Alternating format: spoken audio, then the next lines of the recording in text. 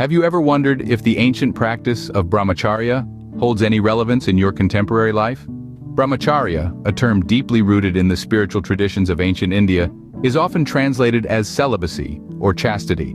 However, its true essence extends far beyond these limited interpretations. The word Brahmacharya is derived from two Sanskrit words, Brahma, the universal consciousness, and Acharya, which means to follow. Thus, Brahmacharya is about aligning oneself with the universal consciousness, living in harmony with the cosmos. This practice is more than mere abstinence. It's a conscious decision to channel one's energy away from sensual desires, redirecting it towards spiritual growth and self-realization. This redirection can result in increased energy, heightened focus, and a deeper understanding of oneself and the world. It can also enhance one's visualization abilities, contributing to a more vivid imagination and clearer thought processes. In the glow of these benefits, it's easy to view Brahmacharya as a magic bullet, a quick fix to all of life's problems, a divine mandate handed down from the heavens. But let's pause for a moment.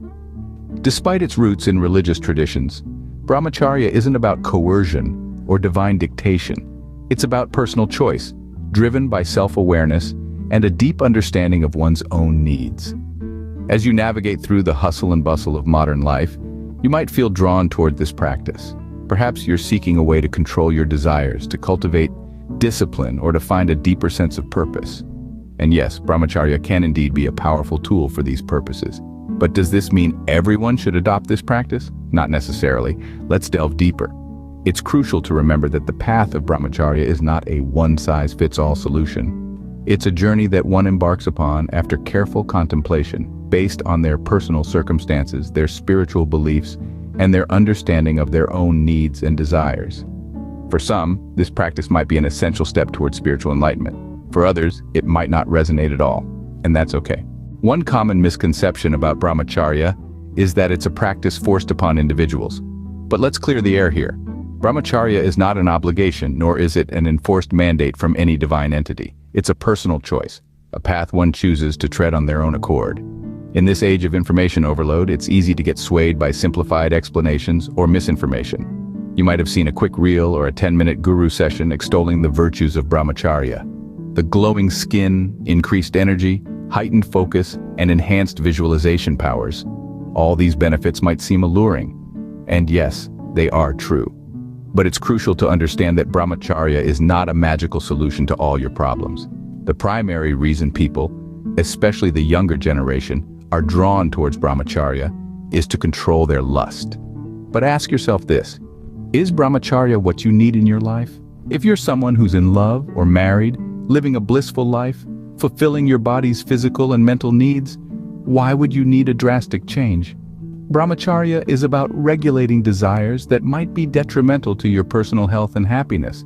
But if you're adamant, if you're determined to practice Brahmacharya, then by all means, go ahead. After all, it's your choice and no one has the right to stop you. However, remember to introspect. Think about it. Is Brahmacharya what you need to improve your life? If yes, then embrace it. Practice it, reap the benefits. And if you feel it's making a positive difference, then continue. But if you don't need it, then why are you even considering it? The essence of Brahmacharya is not about renunciation or deprivation. It's about understanding your own needs and desires. It's about self-improvement and character development. It's a tool to enhance your life when you feel the need for it. Remember, Brahmacharya isn't about punishment or deprivation. It's about understanding your own needs and desires. So, how does Brahmacharya fit into our fast-paced modern lives? A question that many spiritual seekers grapple with. Let's delve into that.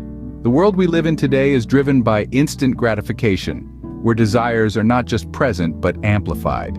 In such a setting, the practice of Brahmacharya, which encourages control over senses, especially lust, appears to be a counter-narrative.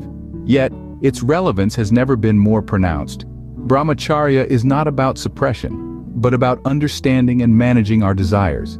It's about creating a balance between our physical needs and our spiritual aspirations. In a time when distractions are just a click away, Brahmacharya offers a path towards self-discipline and focus. Now you might wonder, but I'm content with my life. I have a loving partner, a satisfying relationship. Why would I need Brahmacharya? That's a valid point. If you're happy and healthy, mentally and physically, then perhaps you don't need to adopt this practice. Brahmacharya is not a mandate, but an option. An option for those who feel a disconnect, a need for change, or a desire for self-improvement. Here's the thing. It's not about what you're giving up, but what you stand to gain. Improved concentration, heightened awareness, increased energy. These are just a few potential benefits of this journey. And if you're thinking, well, I'm not a monk, how can I possibly follow this path?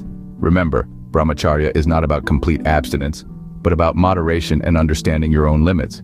So, is Brahmacharya a fit for your modern life? Only you can answer that. It's a deeply personal decision, one that requires introspection and honesty. If you feel it aligns with your needs and goals, then by all means, explore it. It's not a one-size-fits-all solution, but a tool for those who feel they need it. Just like any tool, its effectiveness depends on how and why you use it. Brahmacharya, when approached with the right mindset, can be a powerful ally on your journey towards self-discovery and fulfillment. Ultimately, the decision to practice Brahmacharya is a deeply personal one. It's not something that can be decided on a whim or imposed upon by others. It's a commitment that demands a change in lifestyle, a shift in mindset, and an unwavering dedication. When considering whether to take up this practice, one must first reflect on their own beliefs and values.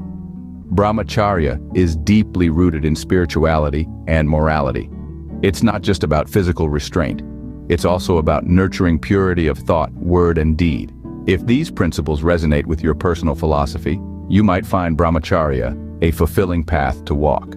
Next, consider your lifestyle. Brahmacharya requires discipline and self-control. It's about mastering your desires, not suppressing them. This practice might be more suitable for those who lead a contemplative life, dedicated to self-improvement and spiritual growth. But remember, it's not a one-size-fits-all solution. Each person's journey is unique, and what works for one might not work for another. Finally, take into account your circumstances. Are you at a point in your life where you're searching for deeper meaning and purpose? Are you willing to make sacrifices for this journey of self-discovery? If your current circumstances align with the principles of Brahmacharya, this might be a sign that you're ready to embark on this spiritual journey. However, it's important to remember that Brahmacharya is not a quick fix to life's problems. It's a lifelong commitment to personal and spiritual growth. It's about finding a balance between our worldly desires and our spiritual aspirations. It's about learning to live in harmony with ourselves and the world around us. In the end, the choice is entirely yours. You're the master of your own life. You shape your own destiny. Whether or not you choose to practice Brahmacharya, remember that the goal is to live a life of balance and happiness. It's about finding your own path to fulfillment and peace. It's about becoming the best version of yourself. And most importantly, it's about living a life that's true to who you are. You're the master of your own life. Whether or not you choose to practice Brahmacharya, remember that the goal is to live a life of balance and happiness. In conclusion, Brahmacharya is an ancient practice with potential benefits for modern life.